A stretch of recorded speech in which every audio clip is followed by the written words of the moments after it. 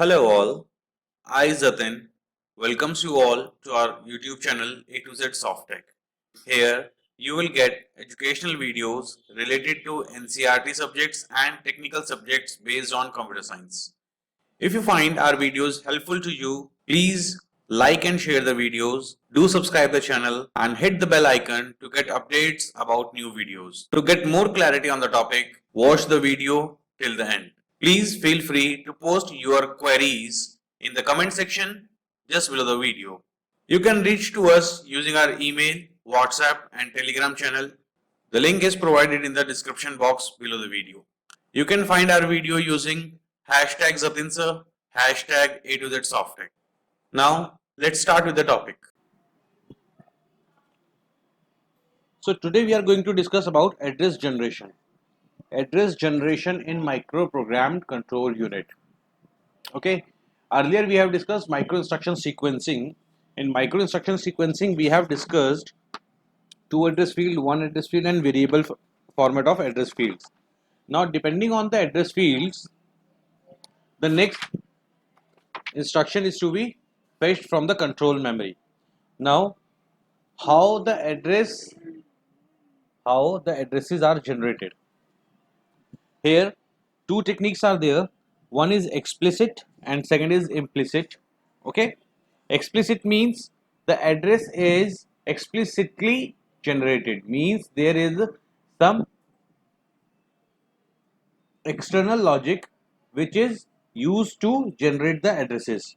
Okay, whereas in case of implicit, the logic is implicitly already designed in the control memory or control unit, so that logic will be generate the address automatically based on the logic itself. Okay, we have categorized the explicit techniques and implicit techniques into three fields. Firstly, the explicit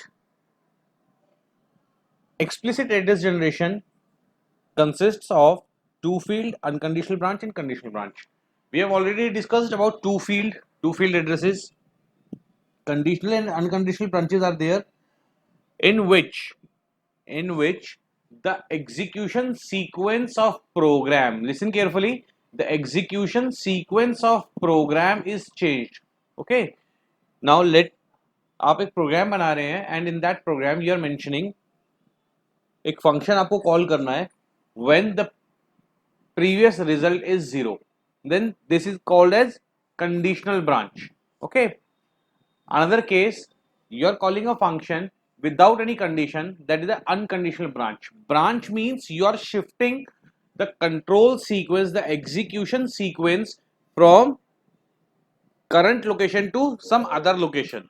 Okay, branching means आपका जो sequential execution है एक manner में जो चल रहा है उसको आपने ऑर्डिनरी मैनर से हटाकर किसी नई स्टेटमेंट को एग्जीक्यूट करा रहे हो. It is like jump, call, return. ये स्टेटमेंट जो होती हैं ये ब्रांच इंस्ट्रक्शंस होती है, प्रोग्राम कंट्रोल इंस्ट्रक्शंस होती हैं. We have discussed in instruction types. Okay, it is similar to go to statements in C. जैसे सी में गो टू स्टेटमेंट्स होती है वैसे ही होती है. Next is implicit. Implicit address generation consists of three things. Basically it is also categorized into three parts. First is mapping, second is addition and third is residual control. Mapping, addition and residual control. Now we'll discuss with mapping. Mapping is a technique in which opcode portion of a machine instruction opcode portion of a machine instruction must be mapped into a micro instruction. Okay, जो भी आप opcode का address part है, means एक instruction दिया आपने, instruction के अंदर तीन फील्ड होती हैं, ऑपकोड, मोड एंड एड्रेस. जो एड्रेस पार्ट है वही एड्रेस आप माइक्रो इंस्ट्रक्शन के एड्रेस पार्ट में डाल रहे हो. Mapping means you are map one thing. As we are discussing mapping means one address is mapped to another address. Okay, it means the address part of the instruction itself is mapped to the address part of the micro instruction means एक ही address है जो instruction में था micro instruction में, और वही address जो है इंस्ट्रक्शन आपके जो है मशीन इंस्ट्रक्शन में था। ओके, आपने उसी एड्रेस को दूसरी जगह प्लेस किया। Okay, it occurs only once per instruction cycle. Why? Because एक इंस्ट्रक्शन साइकिल में 4 ऑपरेशंस होते हैं, fetch, decode, read and execute. Fetch means आपने इंस्ट्रक्शन उठाया, देन उसका एड्रेस डिकोड आपको डिकोड करके एड्रेस लिया। जब जो एड्रेस आपने रीड किया वही एड्रेस आपने माइक्रो इंस्ट्रक्शन के एड्रेस पार्ट में डाल दिया। जब नेक्स्ट इंस्ट्रक्शन साइकिल स्टार्ट होगा तब आपका नेक्स्ट इंस्ट्रक्शन और उसका एड्रेस रीड किया जाएगा। सो मैपिंग जो प्रोसेस है that will done once only in each instruction cycle. Clear to everyone? Now next is adding. Addition is the another logic which is used for implicit address generation. Okay. Now addition means you can add two portion of an address. You can add two portion of an address to form complete address. Means it is like a जैसे आपने addressing modes पढ़े थे उसमें था relative addressing, base address और index addressing mode. तो उसमें क्या करते थे हम, दो अलग अलग वैल्यूज को ऐड करके एड्रेस जो है कैलकुलेट करते थे। सिमिलरली यहाँ पर भी वही चीज है, इम्प्लिसिट में हमेशा एक लॉजिक होगा। ओके, जो इम्प्लिसिट टेक्निक्स है ना, इन तीनों में कोई ना कोई लॉजिक होगा। ड्यू टू दैट लॉजिक और बेस्ड ऑन दैट लॉजिक आपका एड्रेस कैलकुलेट होगा। ओके, मैपिंग में क्या लॉजिक था, जो एड्रेस मिल रहा है वही एड्रेस वहां कॉपी कर दो। एडिशन में क्या होगा, दो एड्रेसेस हैं उनको ऐड कर दो तो आपके पास नया एड्रेस आ जाएगा या थर्ड एड्रेस आ जाएगा। ओके, एग्जाम्पल ले रहे हैं यहाँ पे हम एक IBM 3033। IBM 3033 एक प्रोसेसर है। इस प्रोसेसर का जो कंट्रोल एड्रेस रजिस्टर है that is 13 bit long. Okay, so we are taking an example of IBM 3033 whose control address register is of 13 bit long. 13 bit means 0 to 12. 0 to 12. Let this is the control address register. In this 13 bits, the these 8 bits 0 to 7, these 8 bits do not change from one micro instruction cycle to next. Means ये 8 bit same रहेंगी, constant रहेंगी, किसी instruction cycle में कहीं change नहीं होंगी। Instruction cycle में क्या चेंज होना था, वो मैपिंग। ओके, एडिशन में इंस्ट्रक्शन साइकिल का रोल नहीं है, तो ये 8 बिट जो है वो कांस्टेंट रहेंगी, जो जैसी गिवन है वैसी की वैसी रहेंगी। नाउ नेक्स्ट सिंगल बिट्स जो हैं 4 बिट्स, नेक्स्ट 4 बिट्स, 8 बिट तो ये हो गई। अब अगली 4 बिट यानी कि 12 बिट तक की बात कर रहे हैं हम। अगली 4 बिट जो है वो क्या करेंगी, these can define, each bit can define 4 bit field. Okay, each of these bits are determined by 4 bit field. Okay, ये जो BB4 BC4 BD4 BE4 है, इसका मतलब क्या है, ये एक बिट है 7 8, ये सिंगल बिट है। This single bit is represented by 4 bits. Okay, so basically क्या है, ये जो 13 बिट का एड्रेस रजिस्टर है, इस 13 बिट के एड्रेस रजिस्टर में अलग अलग बिट का अलग अलग रोल है। ओके, एग्जाम्पल लिया है हमने 3033 का, तो वही जो एग्जैक्ट काम है 3033 प्रोसेसर का, वही मैं आपको बता रहा हूँ। This 8 bits remains unchanged from one micro instruction cycle to another. Okay, and during execution these 8 bits are copied directly from 8 bit field to micro instruction. जैसे एग्जीक्यूशन स्टार्ट होगी ये 8 बिट कंट्रोल एड्रेस रजिस्टर से निकलेंगे और directly micro instruction में copy किए जाएंगे।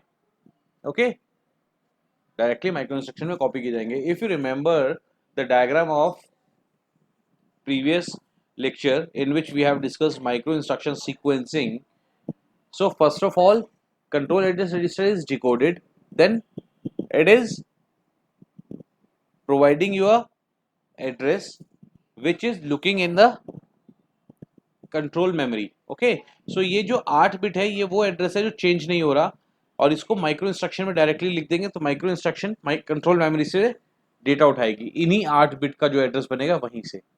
Okay, and next 4 bits जो होंगी, लास्ट वाली को छोड़ के नेक्स्ट 4 बिट्स जो होंगी, each bit, now look here, each of these bits are determined by 4 bit field. Each of these bits are determined by 4 bit field except one is 7 bit field. जो last one है उसके लिए आपने एक 7 bit field रखा है।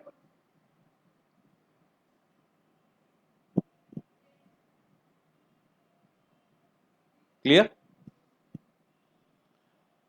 Example देखिए, a bit in control address register might be set to 1 और 0। A bit in control address register might be set to 1 or 0 depending on whether a carry is occurred on last ALU operation or not। Means यहाँ पर जो भी bit है control address register की वो क्या करेगी, वो सेट होगी, या तो 1 होगा, रीसेट होगा मतलब 0 होगा। और ये डिपेंड करेगा किस पर, जो भी ऑपरेशन आपने ALU में परफॉर्म किया है, क्या वो कोई कैरी जनरेट कर रहा है या नहीं। अगर कैरी जनरेट हो रही है मीन्स 1, उसको सेट करो। अगर कैरी जनरेट नहीं हो रही है मीन्स 0, उसको रीसेट करो। Now what is the significance of this? Significance is, अगर आप कोई ऑपरेशन परफॉर्म करें, if you are performing any operation using ALU and that results, जो ALU का ऑपरेशन आपने परफॉर्म किया उसका जो रिजल्ट आ रहा था, if that results producing some output, कोई ना कोई आउटपुट प्रोड्यूस करेगा रिजल्ट। ओके, जो आउटपुट प्रोड्यूस करेगा उस आउटपुट को आपने वैलिड है इनवैलिड है चेक करना है। Okay, so for that you require this control address register. Okay, like आपने डेटा कहाँ से फेच किया, डेटा कहाँ स्टोर कर रहे हो, okay, and what operation is going to be performed। Clear to everyone? Now last one is residual control। Residual control means it involves use of micro instruction, address that has previously been saved, जो पिछले operation में save हुआ था। Okay, micro instruction का address part जो पिछली instruction में temporary storage use किया था आपने, उस पर्टिकुलर एड्रेस को आप दोबारा यूज करेंगे, that is residual control. Residual control का मतलब क्या हुआ, जो भी टेम्पररी स्टोरेज आपने पिछले ऑपरेशन में, लास्ट ऑपरेशन में यूज किया था, प्रीवियसली ऑपरेशन में जो भी आपने यूज किया था, आप उसी पर्टिकुलर टेम्पररी स्टोरेज को दोबारा से रीयूज कर रहे हो। Okay, that is residual, means जो पिछले में बच गया था आप उसको यूज कर रहे हो, that is residual control. Okay, now these are the techniques of or categories of the address generation। Like there are two techniques, explicit or implicit। Explicit is further categorized into 3 parts: two field, unconditional, conditional। Implicit is categorized into 3 parts: mapping, addition or residual control। Now the next is techniques for generation of branch addresses। अब ये addresses generate कैसे होते हैं वो देखेंगे हम। Now the first technique is bit ORing। The first technique is bit ORing। अगर आपको कोई नया एड्रेस जनरेट करना है, इन दैट केस आप पर्टिकुलर बिट को और ऑपरेशन के थ्रू किसी दूसरी बिट के साथ ऑरिंग कराएंगे। ऑरिंग मींस और ऑपरेशन, परफॉर्मिंग एन और operation. Why not and operation क्यों नहीं कराते? देखिए इसका सीधा सा आंसर है, बिकॉज अगर बिट आपकी 0 है और एंड ऑपरेशन कराया तो आपके पास रिजल्ट 0 आएगा। अगर बिट आपके पास 1 है, एंड ऑपरेशन कराओगे रिजल्ट आपके पास 1 आएगा। नॉट डिपेंडिंग ऑन आप कौन सी बिट सेलेक्ट कर रहे हो। ओके, तो उस केस में आपके पास 0 और 1 के केस में आंसर चेंज हो सकता है, और सॉरी एंड ऑपरेशन में। बट इन केस ऑफ और ऑपरेशन, जो भी बिट आप यूज कर रहे हो, ओके, जो भी बिट आप यूज कर रहे हो उसका कोई इम्पैक्ट दूसरे पर नहीं पड़ेगा। ओके, लाइक मैं 0 बिट से ऑरिंग करा रहा हूं, अगर पहले भी 0 है तो 0 रहेगा, पहले 1 है तो 1 रहेगा। मींस मैंने जो बिट अलग से डाली है और ऑपरेशन कराने के लिए, उस बिट का कोई भी इम्पैक्ट नहीं आएगा ऑपरेशन के ऊपर। ओके, दैट्स व्हाई और ऑपरेशन कराया जाता है। Now what is bit ORing operation? In this branch address is determined by ORing particular bit or bits, कोई एक बिट या number of bits with current address of micro instruction। जो current address है micro instruction का, उसके साथ आप single bit और मल्टीपल बिट्स की ऑरिंग करवा सकते हो। Okay, this is the technique. Now in if current address is 170, now example देखिए, if current address is 170 and branch address is 172। What is the branch address? Branch address क्या होता है? एक routine call करा आपने, कोई फंक्शन कॉल करा आपने, कोई जंप स्टेटमेंट लगाई, कोई कॉल स्टेटमेंट लगाई, लाइक गो टू स्टेटमेंट लगाई। ओके, वो क्या होगा? वो कंटिन्यूएशन में तो नहीं होगा, अगर कंटिन्यूएशन में है मींस 170 के बाद 171 पर ही अगर आपको जाना है तो वो तो आप लॉजिकली डायरेक्ट भी जा सकते हो, उसके लिए आपको कोई ब्रांच इन कंडीशन की जरूरत नहीं है, कोई जंप कराने की, गो टू स्टेटमेंट की जरूरत ही नहीं है, बिकॉज सीक्वेंशियल तो एग्जीक्यूट होगा ही होगा। नॉन सीक्वेंशियल फैशन में आपको गो टू स्टेटमेंट्स लगानी पड़ेगी। ओके, सो यहां पर हमने एग्जांपल लिया दैट करंट इज 170 और ब्रांच इज 172 मींस अब आपके पास एक एड्रेस बीच में स्किप हो रहा है, that is 171। So in that case अब आपको क्या करना पड़ेगा, 170 से डायरेक्टली जंप करके 172 पे आना पड़ेगा। और ये एड्रेस कैसे निकलेगा, इसको कैसे कैलकुलेट करेंगे, इसको कैलकुलेट कराने के लिए आप ऑरिंग करेंगे। Okay, it can be generated by ORing 2 bits. Okay, अब आपने क्या किया, 170 के साथ 02 की ऑरिंग कराओगे, 02 की ओरिंग कराओगे तो क्या होगा, 170, इट विल बी और बाय 002, तो 0 की जगह 2 आ जाएगा, 0 इधर 7 की जगह 7 रहेगा, 1 की जगह 1 रहेगा। Okay, now listen carefully. और ऑपरेशन क्या कहता है, अगर दो में से कोई एक भी वैल्यू पॉजिटिव है, 0 और 1 में अगर एक भी 1 है तो वही वैल्यू लेंगे। ओके, नाउ लेट आपने 170 ऊपर लिखा और यहाँ आपने लिख दिया 002, 202 आ गया, 707 आ गया, 101 आ गया, तो नेक्स्ट एड्रेस आपका ऑटोमेटिकली 172 आ गया। नाउ ये आपको पता है करंट एड्रेस क्या है, क्योंकि एग्जीक्यूशन जहां हो रही है वो एड्रेस भी आप रीड कर सकते हैं, और जहां आपने उस रूटीन को कॉल कराया आप वो एड्रेस भी रीड कर सकते हैं। Okay, so in this manner आप 170 से 172 को ऑब्टेन कर सकते हो। करंट एड्रेस आपके पास है और रिक्वायर्ड एड्रेस आपको पता है कि आपको कहां जाना है, दैट इज 172। दोनों के बीच में क्या लॉजिक लगना है, कितने का और ऑपरेशन करना है, तो वो आप बिट्स प्रोवाइड करेंगे, सिंगल बिट हो मल्टीपल बिट्स हो उतनी बिट्स आप प्रोवाइड करेंगे और ऑपरेशन परफॉर्म कर देंगे with current address. So in this manner you can obtain the branch address. Second is using condition variables. Second is using condition variables. Condition variables का क्या मतलब होता है, condition variables can modify the contents of control address register, modify the contents of control address register directly. Condition variables can modify the contents of control address register directly. these eliminate whole or part in part the need for branch addresses in micro instruction. What does that mean? It means जो भी आप condition variable लगाएंगे, कोई भी condition लगाया आपने, okay, like jump, okay, और skip और एनओपी नो ऑपरेशन, एनओपी होता है एक नो ऑपरेशन। ओके, सो ये जो कंडीशन वेरिएबल है ये क्या करेंगे, ये डायरेक्टली आपके कंट्रोल एड्रेस रजिस्टर को कंट्रोल कर सकते हैं। ओके, उसको कंटेंट को मॉडिफाई कर सकते हैं, एलिमिनेट कर सकते हैं एड्रेस को, कंटेंट को। ओके, सो अगर आप कंडीशन लगा रहे हो, फॉर एग्जांपल 170 पर हो आप और 172 पर जा रहे हो, तो आपने एक कंडीशन लगा दी स्किप। ओके, तो 171 जो है वो स्किप हो गया, आप डायरेक्टली 172 पर जंप कर जाओगे। ये पॉसिबल है जब आपके पास जो ब्रांच एड्रेसेस हैं, listen carefully, when the branch addresses are 1 और 2 स्टेप्स अहेड। ओके, आपको 1 से जंप करके 3 4 पर जाना है तो आप स्किप लगा दो 2-3 बार, तब चले जाओगे। बट अगर आपके पास अभी आप 1 पर हो और आपको जाना है 1000 पर, तो आप स्किप नहीं लगाओगे, उस केस में आप ब्रांचिंग करोगे, या तो बिट ऑरिंग करोगे या branch addressing. Next is wide branch addressing. Okay, wide branch addressing के केस में क्या करते हैं, now if the number of branches increases, if the number of branches increases it becomes more difficult to generate branch address. Okay, like 1 से 1000 पे जाना है तो अब आप कितनी बार स्किप लगाओगे, पॉसिबल नहीं है, बहुत डिफिकल्ट है। सो उस केस में हम क्या करेंगे, will use a PLA, will use a PLA, that is programmable logic array. PLA is a device, okay, जो एड्रेस जनरेट कराने के लिए यूज की जाएगी। Okay, in this case PLA is used to generate the required branch address. जो आपको number generate कराना है वो नंबर जनरेट कर देगा PLA लॉजिक। ओके, PLA क्या है? प्रोग्रामेबल लॉजिक एरे, और ये यूज किया जाता है किसके लिए?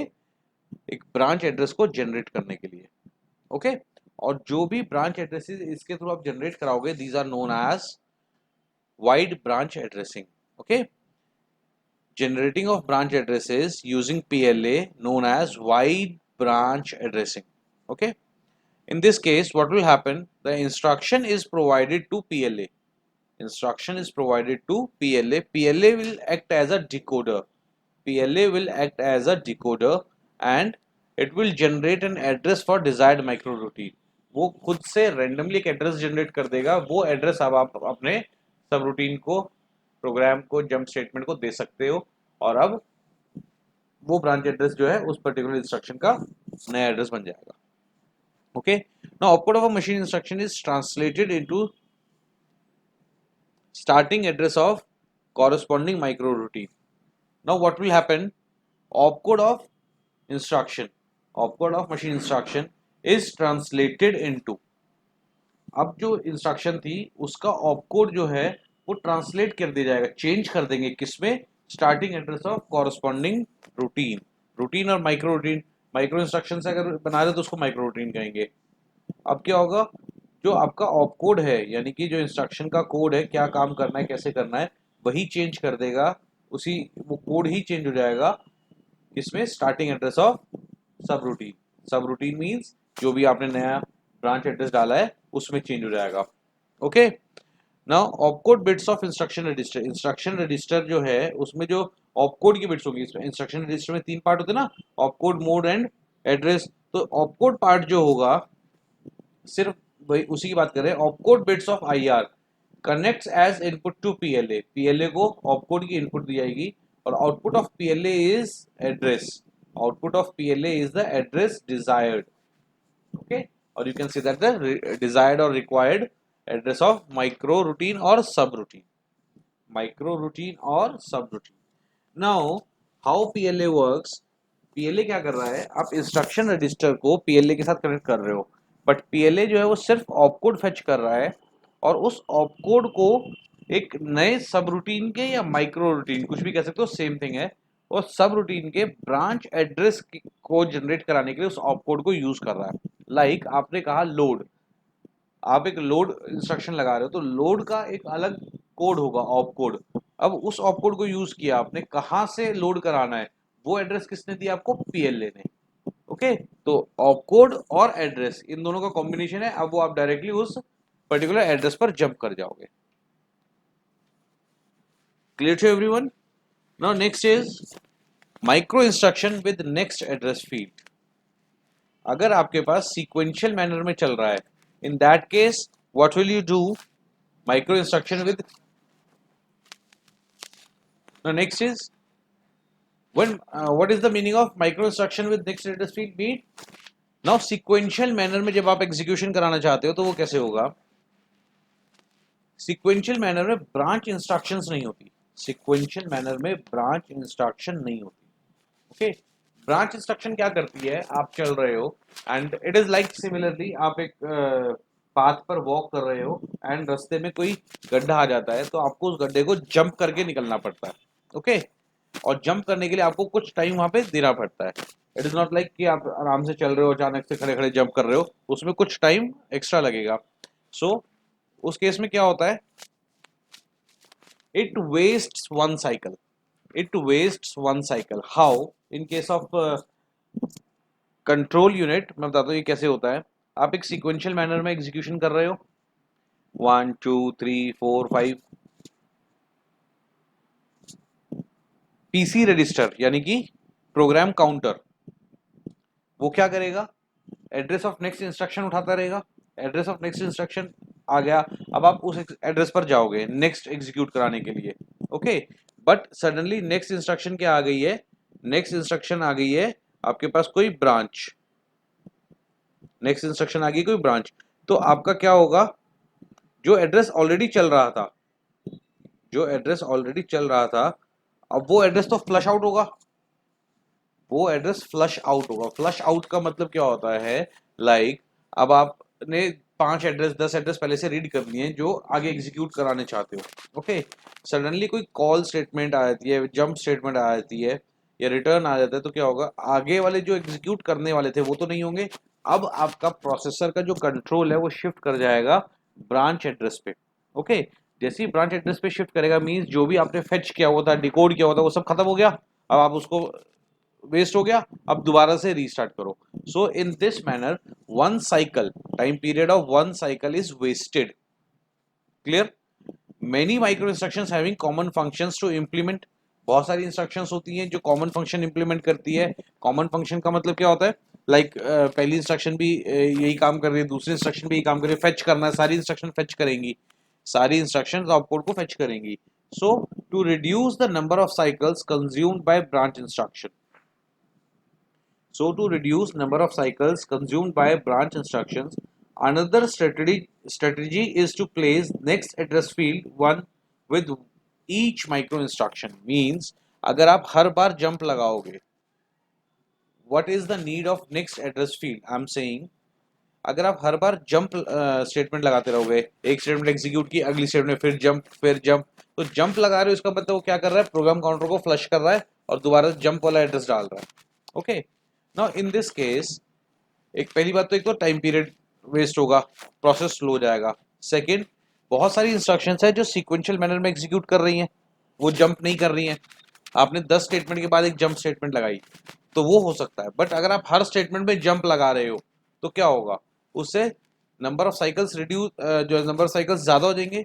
Now to reduce number of cycles, reduce number of cycles का मतलब क्या होगा, ऑपरेशन को फास्ट कर, एक ऑपरेशन आपने कंप्लीट 3 मिनट में सॉल्व हो रहा है, वही दूसरी मशीन उस ऑपरेशन को 1 मिनट में सॉल्व कर रही है, तो विच इज फास्टर, जिसमें नंबर ऑफ साइकिल्स कम है, रिड्यूस्ड है। Okay, so in this case jump instructions में आपके जो साइकिल्स हैं वो ज्यादा लगेंगे, तो रिड्यूस करने के लिए उन साइकिल्स को, कौन से साइकिल्स को, जो ब्रांच इंस्ट्रक्शन कंज्यूम कर रही है, जो ब्रांच इंस्ट्रक्शन कंज्यूम कर रही है, उन इंस्ट्रक्शन साइकिल्स को रिड्यूस करने के लिए, बचाने के लिए क्या करेंगे हम, एक स्ट्रेटेजी प्ले करेंगे। Another strategy is to place next address field. Next address field को प्लेस किया जाएगा। नेक्स्ट एड्रेस फील्ड मतलब जो भी उस इंस्ट्रक्शन से अगली इंस्ट्रक्शन है, जो भी उस इंस्ट्रक्शन से अगली इंस्ट्रक्शन है, उस पर्टिकुलर इंस्ट्रक्शन का एड्रेस आप उसी माइक्रो इंस्ट्रक्शन में साथ में ही डाल देंगे। ओके, सो उससे क्या होगा, जो अगली माइक्रो इंस्ट्रक्शन आने वाली है, जो अगली माइक्रो इंस्ट्रक्शन आने वाली है, वो इंस्ट्रक्शन क्या करेगी, अब नेक्स्ट माइक्रो इंस्ट्रक्शन को फेच कर लेगी, और नेक्स्ट माइक्रो इंस्ट्रक्शन जो फेच होगी तो वो क्या बताएगी आपको कि अब ये ऑपरेशन परफॉर्म करना है। सो इससे जो आपका टाइम वेस्टेज है, जो टाइम बिना किसी ऑपरेशन के कंज्यूम हो रहा था, वो सेव हो जाएगा। Okay, so this is the significance of micro instruction with next address field. Now what are the fields of a micro instruction with next address field? अगर एक माइक्रो इंस्ट्रक्शन आप बना रहे हो जिसमें आप नेक्स्ट एड्रेस फील्ड भी डाल रहे हो, तो कौन कौन से फील्ड्स उसमें और होंगे? ओके, नाउ फर्स्ट, जब कोई प्रोग्राम पहली बार एग्जीक्यूट होगा, first time when micro program executes, it starts with the next address as per the instruction decoder. Means जब आपका प्रोग्राम बिल्कुल फ्रेश स्टार्ट होगा जीरो पे, तो पहली इंस्ट्रक्शन का एड्रेस एग्जीक्यूट होगा। जो फर्स्ट इंस्ट्रक्शन का एड्रेस एग्जीक्यूट होना है वो कहाँ होगा, इंस्ट्रक्शन डिकोडर बताएगा कि ये एड्रेस है, यहाँ से इसको आप जो है ऑपकोड को फेच कर लो और ऑपरेशन परफॉर्म करो। पहला एड्रेस तो ऐसे ही आएगा। अब जो नेक्स्ट एड्रेस है, मींस आपका फर्स्ट एड्रेस है लाइक 20 पे, तो वो 20 तो आपको पहले से ही पता होगा कि 20 से आपको प्रोग्राम स्टार्ट करना है। अब जो प्रोग्राम आपने 20 एड्रेस से लिखना शुरू किया, 20, 21, 23, 24 सब्सिक्वेंट आपने लिखना शुरू किया। टेक एन एग्जाम्पल, आपने सी में एक प्रोग्राम लिखा, वो कहीं ना कहीं मेमोरी में सेव हो रहा है किसी एड्रेस पे। ओके, कुछ प्रोग्राम है जो सीक्वेंशियल सेव हो रहा है, जैसे एरे में सीक्वेंशियल जो है कंटिन्यूस मेमोरी मिलती है। In case of link list, in case of like आपका जो है हीप, कंटिन्यूस मेमोरी नहीं है। ओके, रन टाइम पर मेमोरी मिल रही है, लाइक अलग अलग ऑपरेशंस है, तो हम लिंक लिस्ट का एग्जांपल लेते हैं, तो कंटिन्यूस मेमोरी हो भी सकती है और नहीं भी हो सकती। तो होगा क्या, अगर कंटिन्यूस मेमोरी नहीं है तो आपको किसी दूसरी जो उसके साथ लिंक्ड है उस पर्टिकुलर एड्रेस को रीड करना पड़ेगा। तो पहला एड्रेस कहाँ से आपका है, वो तो आपको स्टार्टिंग पता होगा कि वॉइड मेन से एग्जीक्यूशन स्टार्ट होती है, तो पहला एड्रेस मतलब वॉइड मेन जहां लिखा होगा वहां से एग्जीक्यूशन उठा लो। ओके, तो फर्स्ट एड्रेस कहां से आएगा, डिकोडर से डिकोड करके पता लग जाएगा आपको कि पहला जो एड्रेस है, पहली जो इंस्ट्रक्शन है वो कहां लिखी हुई है। क्लियर। और नेक्स्ट एड्रेस जो है, जो नेक्स्ट एड्रेस फील्ड आपने माइक्रो इंस्ट्रक्शन में लिखी है, उससे आपको अगली माइक्रो इंस्ट्रक्शंस के एड्रेसेस मिलते रहेंगे। सब्सिक्वेंटली जो पार्ट, जो टाइम आपको एड्रेस कैलकुलेट करने में यूज करना पड़ता, जो टाइम, जो इंस्ट्रक्शन साइकिल्स कंज्यूम होते माइक्रो इंस्ट्रक्शन का एड्रेस कैलकुलेट करने में, अब वो इंस्ट्रक्शन साइकिल्स, वो टाइम सेव हो गया with the next address field. Okay, first आपको इंस्ट्रक्शन डिकोडर ने दिया और सब्सीक्वेंट एड्रेसेस जो हैं वो नेक्स्ट एड्रेस फील्ड ने दे दिए। Now what happened, it includes an address field as a part of every micro instruction. अब क्या है, एक एड्रेस फील्ड आपने हर एक इंस्ट्रक्शन के साथ एक उसकी इंफॉर्मेशन डाल दी। ओके, उस इंफॉर्मेशन में उसका एड्रेस सेलेक्ट। अब क्या होगा, it includes an address field as a part of every micro instruction to indicate location of next micro instruction to be fixed. अगला कहां से लेना है वो उसने पहले बता दिया, लिंक लिस्ट होती है, नेक्स्ट नोड कहां है वो आपने उसका एड्रेस पहले में ही डाल दिया, सो दैट कि नेक्स्ट को आपको ढूंढना ना पड़े मेमोरी में, आप डायरेक्टली जाके उसको मेमोरी से फेच कर लो। Okay, so this is the advantage. Now what will be the advantage in this case? separate branch of micro instructions are virtually eliminated. means जो भी branch instructions हैं उसको eliminate किया जा सकता है। eliminate करने का मतलब क्या, उसको हटा सकते हो। इससे क्या होगा, आपके प्रोग्राम का एग्जीक्यूशन टाइम रिड्यूस होगा, प्रोग्राम का साइज रिड्यूस होगा, प्रोग्राम की कॉम्प्लेक्सिटी रिड्यूस होगी। ओके, कुछ लिमिटेशंस हैं इसमें, कुछ लिमिटेशंस है, मींस अगर कहीं पर आपके पास कोई जंप स्टेटमेंट है, कहीं पर अगर आपके पास कोई जंप स्टेटमेंट है और आप उसको भी हटा रहे हो तो प्रोग्राम गलत भी हो सकता है। ओके, तो few limitations is a missing address. अगर आपके पास कोई जंप है, आपने सारी जंप स्टेटमेंट्स हटा दी तो क्या होगा, लिमिटेशन क्या आ गई, एक कुछ एड्रेसेस भी मिस हो सकते हैं, बिकॉज कहीं तो आप वाकई इंटेंशनली जंप करा रहे थे, तो उसके एड्रेसेस मिस हो जाएंगे फ्रॉम द माइक्रो इंस्ट्रक्शन, वो तो ऑटोमेटिकली नेक्स्ट को ही जाएगा सिर्फ, तो आप यहाँ पे जंप नहीं लगा पाओगे। सो बेस्ट इज कि आप नेक्स्ट और जंप दोनों को साथ में लगाओ। ओके, तो टेक्निक क्या थी, एक ने बताया कि मैं सिर्फ जंप स्टेटमेंट से काम कर रहा हूँ, एक ने बताया नहीं मैं नेक्स्ट से काम कर रहा हूँ। दोनों की अपनी अपनी एडवांटेज है, दोनों की अपनी अपनी डिसएडवांटेज है। बेस्ट क्या होगा, जहां रिक्वायर्ड है वहां जंप लगाओ, अदरवाइज आप नेक्स्ट एड्रेस फील्ड लगाते रहो। ओके, क्लियर हुआ। डिसएडवांटेज क्या है, additional bits for address field. Additional bits, अब आपको हर एक इंस्ट्रक्शन के साथ नेक्स्ट इंस्ट्रक्शन का एड्रेस देना है, तो अब आपको एड्रेस को स्टोर कराने के लिए भी कुछ ना कुछ स्पेस देना पड़ेगा। ओके, नाउ मान लो चाहे वो 2 बिट ले रहा है चाहे वो 10 बिट ले रहा है, बट वो एड्रेस जो है उसके लिए एडिशनल नंबर ऑफ बिट्स आपके माइक्रो इंस्ट्रक्शन में लगेगा, जिससे लेंथ ऑफ माइक्रो इंस्ट्रक्शन जो है वो इंक्रीज कर जाएगा। क्या होगा, the length of micro instruction will increases. Okay, what is a micro instruction, basically कोई भी प्रोसेसर, माइक्रो प्रोसेसर कोई इंस्ट्रक्शन एग्जीक्यूट करता है, that is a micro instruction. Okay, in other words, if an instruction executes in 1 microsecond, then that is also called micro instruction. Okay, smaller operations, a sub part of instruction is also called micro instruction. Okay, so micro instruction की definition को लेकर confuse मत होना। micro instruction क्या है, instruction का part भी micro instruction हो सकती है, एक instruction जो 1 microsecond में execute होती है उसको भी micro instruction बोला जाता है, और माइक्रो प्रोसेसर में जो इंस्ट्रक्शन होती है उसको भी माइक्रो इंस्ट्रक्शन कहा जाता है। सो माइक्रो इंस्ट्रक्शन की डेफिनेशन को लेकर कंफ्यूज नहीं होना बिल्कुल भी। Well, this is all for today. Thank you very much for your patience listening. Please feel free to ask for queries. You can find our contact information in the description box just below the video. Thank you once again. Have a nice day. Thank you.